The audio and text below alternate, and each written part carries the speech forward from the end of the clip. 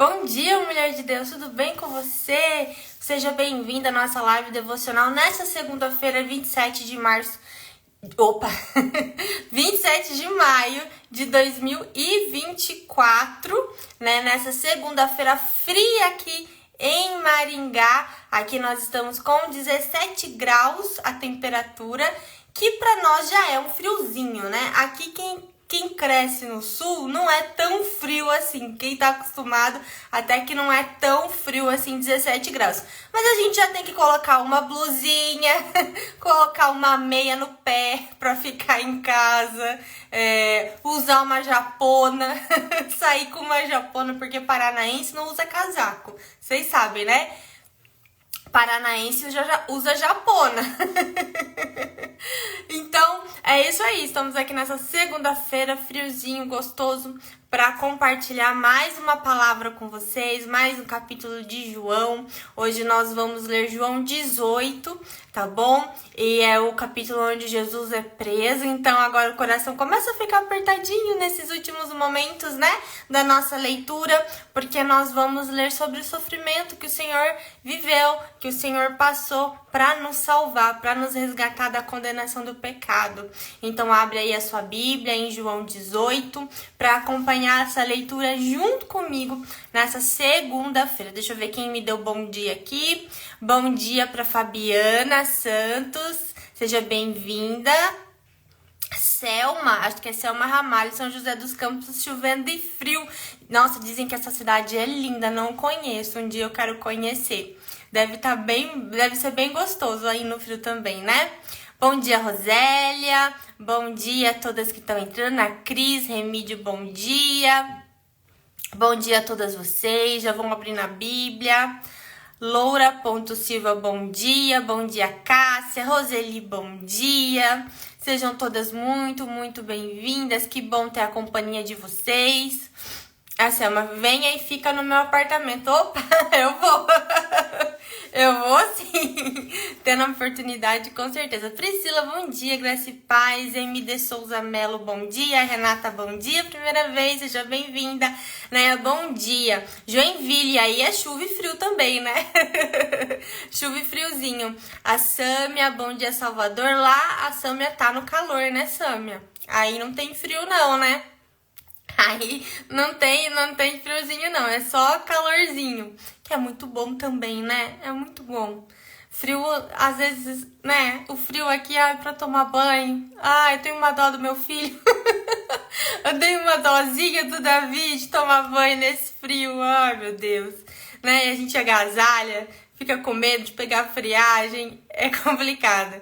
Cris Remídio, Pirapora, Minas Gerais, seja bem-vinda, bom dia para você também. Vamos começar a nossa leitura então, queridas? Bora lá, bora ler João 18. A minha Bíblia é uma NA, uma Nova Almeida atualizada. Essa é a versão que eu tenho utilizada. Bom dia, Roseli. Acho que eu já dei bom dia para você ou não. Bom dia, seja bem-vinda. A Josiane de Roraima, bom dia também. Então, a versão que eu tenho utilizado para ler com vocês é a NA, Nova Almeida atualizada. Então, se você tem a sua Bíblia aí, abra no capítulo 18. A Flávia, bom dia, seja bem-vinda, Flávia, pra gente fazer essa leitura juntos, tá bom? Capítulo 18 do livro de João, Jesus é preso. Onde é calor o tempo todo? No norte, no nordeste. Lá não tem frio não. Lá chove, mas não tem frio não. Eu morei 5 meses em Ilhéus e não teve um dia de frio lá na Bahia. Lá é calorzinho o tempo todo. Lá é o tempinho gostoso o tempo todo. Bora lá então. Jesus é preso. 18, João 18, Jesus é preso. Depois de dizer isso, Jesus saiu juntamente com seus discípulos para outro lado do ribeiro de Cedron, onde havia um jardim. E aí entrou com eles. Judas, o traidor, também conhecia aquele lugar, porque Jesus muitas vezes havia se reunido ali com seus discípulos. Então, a gente tem aqui aquele momento em que Jesus vai com seus discípulos para o jardim do Getsêmani. Em outros evangelhos, aqui em João não fala, aqui fala que ele foi para o outro lado do ribeiro de Cedron, onde havia um jardim, mas não chama esse jardim de Getsêmani. Nos outros evangelhos, se você for comparar, se você for ler, aqui é aquele momento em que Jesus vai com seus discípulos até o jardim do Getsêmani, e ele tem um momento ali em que ele chama os três que são mais próximos, Pedro, Tiago e João, para orarem junto com ele. É aquele momento que Jesus clama, né? Em outros evangelhos diz que Jesus estava extremamente angustiado, porque ele é aquela expectativa do que ele sabia que ele iria ser preso em poucos momentos, em poucos instantes, ele sabia do sofrimento que ele ia passar. Então é aquele momento em que lá no evangelho, em outros evangelhos a gente vai ler em que ele fica angustiado, em que ele ora, em que ele entrega a sua vida para o Pai, em que ele tem aquele último momento de oração, né? E que os discípulos oram e que Jesus fala, olha, um pouquinho que eu pedi para vocês orarem, vocês já estão dormindo, né? E ele fala que o espírito está pronto, mas a carne é fraca. Então é esse momento aqui, tá? Que João não relata esse momento de Jesus, tá? Antes de ser preso, mas ele fala que ele vai com seus discípulos para aquele lugar e que Judas conhecia aquele lugar porque era um lugar em que ele se reunia, né? Outras vezes ele tinha se reunido com seus discípulos ali, tá? Tendo, pois, Judas recebido a escolta e alguns guardas da parte dos principais sacerdotes e fariseus, chegou a esse lugar com lanternas, tochas e armas. Então Jesus, sabendo de tudo o que ia acontecer com ele, adiantou-se e perguntou-lhes, a quem vocês estão procurando? E eles responderam, a Jesus, o Nazareno. Então Jesus lhe disse, sou eu. Ora, Judas, o traidor, também estava com eles. Quando Jesus lhes disse, sou eu, recuaram e caíram por terra. Que poderoso isso, né? Ao ouvirem sou eu, né? O Nazareno, eles recuaram e caíram por terra, né? Tamanho poder do Senhor e tamanho poderosa aquela declaração dele dizer sou eu, o Jesus, o Nazareno. E aí Jesus de novo lhes perguntou, a quem vocês estão procurando? Responderam, a Jesus, o Nazareno. Então Jesus disse, já lhes falei que sou eu. Se é de mim que vocês estão procurando, deixem que estes vão embora. Né? Ele disse isso para se cumprir a palavra que tinha dito anteriormente, não perdi nenhum dos que me deste. Olha que lindo, naquele momento, né, Jesus, ele protege os seus. Então, ele fala, olha, se é a mim que vocês querem, então deixem que os outros vão embora em paz. Me prendam, mas deixem os demais. E aqui João diz que isso ele falou para se cumprir a palavra que ele tinha declarado. Não perdi nenhum dos que me deste. Ou seja, ele não perderia, né, nenhum dos seus discípulos naquele dia. Nenhum dos seus discípulos foi preso. Nenhum dos seus discípulos aquele dia participaria do sofrimento dele. Ele participaria desse sofrimento sozinho. E é tão linda essa atitude de Jesus de proteger os seus até o fim, de proteger aqueles que caminhavam com ele até o fim. Aqueles que caminham com o Senhor são protegidos. Aqueles que caminham com o Senhor são protegidos. Você crê nisso?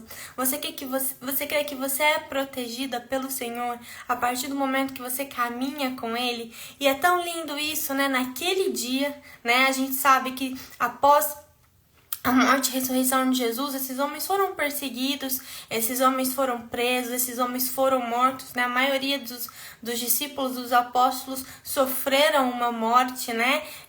Foram decapitados, uns morreram também crucificados. A gente tem vários mártires da igreja, mas naquele dia não. Naquele dia, Jesus iria passar por tudo sozinho. Naquele dia, apenas Jesus poderia beber daquele cálice, apenas Jesus poderia passar por aquele sofrimento. Então ele fala, me prendam e deixem que os outros vão em paz. Então Simão Pedro puxou uma espada que trazia e feriu o servo do sumo sacerdote, né? Pedro, como sempre colérico, reagiu imediatamente com violência, cortando-lhe a orelha direita. E o nome do servo era Malco. Mas Jesus disse a Pedro, guarde a espada na bainha, porque por acaso não beberei o cálice que o Pai me deu? Então, naquele momento, Pedro tenta, impedir que ele fosse preso.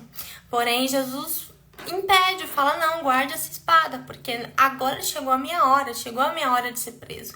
Eu preciso beber do cálice que o Pai me deu. Lembrando que Jesus, ele fala diversas vezes nas leituras que nós fizemos aqui, ele veio para fazer a vontade do Pai. Ele vivia para fazer a vontade do Pai. E a vontade do Pai era que ele passasse por esse sofrimento, que ele entregasse a sua vida pela humanidade. É por isso que Jesus veio, para passar por esse momento, o momento em que ele entregasse a sua vida por toda a humanidade. O momento em que ele venceria a morte, ele venceria o sofrimento, para que nós tivéssemos também a vida eterna. É para isso que ele veio. E em todos os momentos aqui ele fala, tem um momento lá no poço de Samaria em que ele fala para os seus discípulos, a minha comida e a minha bebida é fazer a vontade do Pai. Então aquilo que saciava o Senhor, aquilo que satisfazia Deus era fazer a vontade do Pai. Aquilo que satisfazia Jesus era fazer a vontade do Pai.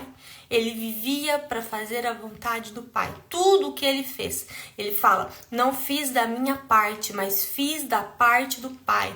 Tudo que o Pai me ordenou fazer, tudo que o Pai quis que eu fizesse, tudo que ele fez, todas as atitudes de Jesus, os ensinamentos, as palavras que saíram da sua boca, as curas e os milagres que ele realizou, foram todos pelo Pai, foi tudo ordenança do Pai. Ele não fez nada, que não agradasse ao Pai, ele não fez nada sem a autorização do Pai. E isso nos ensina muito a viver dessa forma também, a viver e a procurar uma vida que agrade ao Pai, a obedecer ao Pai, a fazer aquilo que o Pai nos ordena. Então Jesus, ele é sim o nosso grande exemplo. Ele é sim a nossa maior referência. Todas as vezes que você tiver uma dúvida de como proceder na sua vida, de como reagir a uma determinada circunstância, olhe para o Senhor Jesus. Olhe para o Senhor Jesus, ele deve ser a nossa maior referência. Em tempos difíceis, às vezes a gente não sabe em quem confiar. As decepções acontecem. A gente vê aí quantos escândalos, no nosso meio, quantas decepções, quanta corrupção, quanta coisa errada existe. Às vezes a gente perde a fé, isso pode levar assim a gente perder a fé, desanimar, do caminho, desanimar de seguir a Cristo. Mas nós precisamos ter Jesus como a nossa maior referência. Nos momentos em que nós não temos referências, referências em pessoas, Jesus é a nossa maior referência, Jesus é o nosso maior exemplo. E é a ele que nós devemos, não perder o foco, olhar sempre para ele, para as atitudes dele. Então Jesus, tudo que ele fez foi fazer a vontade do Pai. E esse é o nosso maior exemplo. É isso que nós devemos fazer também, caminhar de acordo com a vontade do Pai. Vamos continuar lendo? Eu vou continuar lendo agora o versículo 12, tá? Assim a escolta, o comandante e os guardas dos judeus prenderam Jesus e o amarraram. Então levaram primeiramente Anás, sogro de Caifás, sumo sacerdote daquele ano. Ora, Caifás era quem havia declarado aos judeus ser conveniente morrer um homem pelo povo. Pedro nega Jesus. Simão Pedro, outro discípulo, seguiam Jesus. Esse discípulo era conhecido do sumo sacerdote e por isso conseguiu entrar no pátio da casa deste com Jesus. Pedro, porém, ficou de fora, junto à porta. O outro discípulo, que era conhecido do sumo sacerdote, saiu, falou com a encarregada da porta e levou Pedro para dentro. Então, a empregada encarregada da porta perguntou a Pedro: "Você também não é um dos discípulos desse homem?" Ele respondeu: Não sou." Os servos e os guardas estavam ali tendo acendido uma fogueira por causa do frio e se aqueciam. Pedro estava no meio deles, aquecendo-se também. Então o sumo sacerdote interrogou a Jesus a respeito dos seus discípulos e da sua doutrina. Jesus lhe respondeu: "Eu tenho falado francamente ao mundo. Sempre ensinei tanto nas sinagogas como no templo. onde todos os judeus se reúnem, e não disse nada em segredo. Por que o Senhor está perguntando para mim? Pergunte aos que ouviram o que lhes falei. Eles sabem muito bem o que eu disse. Quando Jesus disse isto, um dos guardas que estava ali deu-lhe uma bofetada, dizendo: É assim que você fala com o sumo sacerdote? Jesus respondeu: Se falei mal, dê testemunho do mal. Mas se falei bem, por que você está me batendo? Então Anás o enviou amarrado à presença de Caifás, o sumo sacerdote. E a gente começa vendo, né, a humilhação começa aqui, né, naquele momento em que ele não tá falando nada demais, nada de mal. Ele é esbofeteado, ele é amarrado, ele é humilhado, né? Tratam ele com desprezo. E tudo isso, né, e muito mais o Senhor suportou por amor à minha vida e por amor a você. E muitas vezes a gente não suporta nem o mínimo por amor a Cristo, não é verdade? Muitas vezes no primeiro sofrimento a gente quer abrir mão. Na primeira pressão a gente já quer abandonar, não é verdade?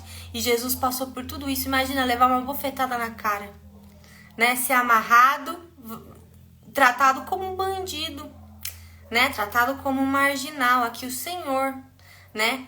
E levar uma bofetada na cara. A primeira bofetada que a gente leva na cara, a gente já se revolta, né? Na primeira ofensa, a gente já quer abandonar tudo, não é verdade? Jesus suportou todas as humilhações, todas as ofensas e foi até o fim, por amor a nós.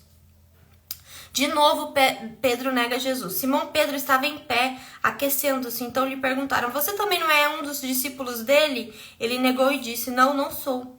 Um dos servos do sumo sacerdote, parente daquele a quem Pedro tinha decepado a orelha, perguntou: Não é verdade que eu vi você no jardim com ele? De novo, Pedro negou. E no mesmo instante, o galo cantou. Cumprindo aqui a palavra que Jesus disse a ele, né? Jesus disse que antes do galo cantar, ele o negaria 3 vezes. Pedro fala: Senhor, eu entregaria a minha vida por você. Eu nunca vou te abandonar. Mas Jesus falou: será, Pedro? Antes do galo cantar, você vai me negar 3 vezes. E aqui, né, acontece. E o quanto eu fico pensando como se sentiu Pedro naquele momento ao ouvir o galo, né? Quando ele ouviu o galo, como ele se sentiu naquele momento, né? Se cumprindo a palavra que Jesus tinha dito a ele, que ele negaria. O quão profundo arrependimento e amargura tomou conta do coração desse homem, né? De arrependimento por tê-lo negado. Jesus diante de Pilatos. Agora versículo 28, tá? Depois levaram Jesus da casa de Caifás para o pretório. Era cedo de manhã. Eles não entraram no pretório, mas para não se contaminar, pois somente assim poderiam comer a Páscoa. Então Pilatos saiu para falar com eles e perguntou: Que acusação vocês trazem contra esse homem? Eles responderam: Se este não fosse malfeitor, não o teríamos entregue ao Senhor. Então Pilatos disse: Levem-no daqui e julguem-no segundo a lei de vocês. Ao que os judeus responderam: Não nos é lícito matar ninguém. Isso acontece para que se cumprisse a palavra de Jesus, significando que tipo de morte estava para morrer. Pilatos entrou novamente no pretório, é uma palavra difícil de falar, pretório. Chamou Jesus e lhe perguntou: Você é o rei dos judeus? Jesus respondeu: Essa pergunta vem do Senhor mesmo, ou foram outros que lhe falaram a meu respeito? Pilatos respondeu: Por acaso sou judeu? A sua própria gente, os principais sacerdotes, é quem entregaram a mim. Que foi que você fez? Jesus respondeu: O meu reino não é deste mundo. Se o meu reino fosse deste mundo, os meus ministros se empenhariam por mim, para que eu não fosse entregue aos judeus. Mas agora o meu reino não é daqui. Pilatos respondeu: Então você é rei? Jesus respondeu: O Senhor está dizendo que sou rei. Eu para isso nasci e para isso vim ao mundo, a fim de dar testemunho da verdade. Todo aquele que é da verdade ouve a minha voz. Aleluia. Todo aquele que é da verdade ouve a voz de Jesus e se entrega a ele. Amém? Pilatos perguntou: O que é a verdade? Depois de dizer isso, Pilatos voltou aos judeus e lhe disse: Eu não acho nele crime algum, mas é costume entre vocês que eu solte alguém por ocasião da Páscoa. Vocês querem que eu lhe solte o rei dos judeus? Então todos gritaram novamente: Não, este Não este, mas Barrabás. Ora, Barrabás era salteador. E aqui termina o capítulo 18. A gente continua amanhã no capítulo 19. E eu quero destacar aqui, né, que Jesus diz, né, o meu reino não é deste mundo, né? O meu reino não é aqui, né? Por muito tempo os judeus, eles aguardavam o Messias e eles acreditavam que o Messias iria fazer uma revolução política, iria libertá-los ele de Roma, né? Da opressão do Império Romano. Porém, o reino que Jesus veio inaugurar, né, veio estabelecer, não é um reino desse mundo, não é um reino natural, é um reino sobrenatural, né, e é esse reino que nós pertencemos, não é neste mundo, mas é o reino celestial. Ele é o Rei dos reis, ele é o Senhor dos senhores, ele está vivo e ele reina eternamente. E essa é a nossa esperança, a esperança de um dia estarmos eternamente com ele. E é por isso que ele viveu toda essa opressão, é por isso que ele viveu toda essa humilhação até a morte na cruz, para que nós tivéssemos esse acesso à vida eterna. E isso já é motivo suficiente para nós agradecermos todos os dias pela vinda, pela morte, pelo sacrifício dele na cruz e pela sua ressurreição. Amém? Amanhã a gente continua então na nossa leitura. Vamos fazer a leitura então de João 19 e eu aguardo vocês amanhã de manhã. Vamos orar então? Senhor, obrigada pela sua palavra que é viva e eficaz. Obrigada porque o Senhor suportou tudo, Jesus. Suportou humilhações, suportou a prisão, suportou a tortura, suportou os questionamentos, suportou todo tipo de ofensa por amor a nós. E nada, Senhor, o fez desistir da sua missão. O Senhor foi até o fim. Em que em nome de Jesus, Pai, o Senhor nos ajude a caminhar até o fim contigo também. Pai, que nenhuma ofensa, nenhuma humilhação, Pai, nenhum ataque, Pai, venha nos desanimar de continuar te seguindo, continuar te servindo, continuar seguindo os teus caminhos. Fortalece-nos, Senhor, no teu Espírito Santo. Pai, nos renova todos os dias com uma porção nova de graça, com uma porção nova de misericórdia, porque nós precisamos de Ti. Sozinhas nós não conseguimos. Sozinhas nós não temos força para continuar caminhando. Nós precisamos da Tua força, nós precisamos do Teu amor, nós precisamos do Teu cuidado. Nós somos completamente dependentes da Tua presença, Pai. Nós nos humilhamos, nos rendemos na Tua presença e dizemos que sem Ti nós não somos nada, mas em Ti tudo podemos. Em Ti podemos enfrentar, podemos superar afrontas, podemos superar obstáculos, podemos superar circunstâncias difíceis, podemos superar todos os problemas. Em Ti nós podemos superar as ofensas e continuar caminhando, Pai, de acordo com a sua vontade, que é boa, perfeita e agradável. Abençoa cada mulher nessa live, que elas tenham uma semana abençoada, uma semana cheia da sua presença, uma semana, Senhor, de novas experiências contigo. Em nome de Jesus eu oro. Amém? E amém. Glória a Deus, mulher. Muito obrigada pela sua companhia nessa manhã, mais uma vez. E amanhã, então, a gente volta, tá bom? Com a leitura de mais um capítulo, então, de João 19. Beijo no seu coração e até amanhã.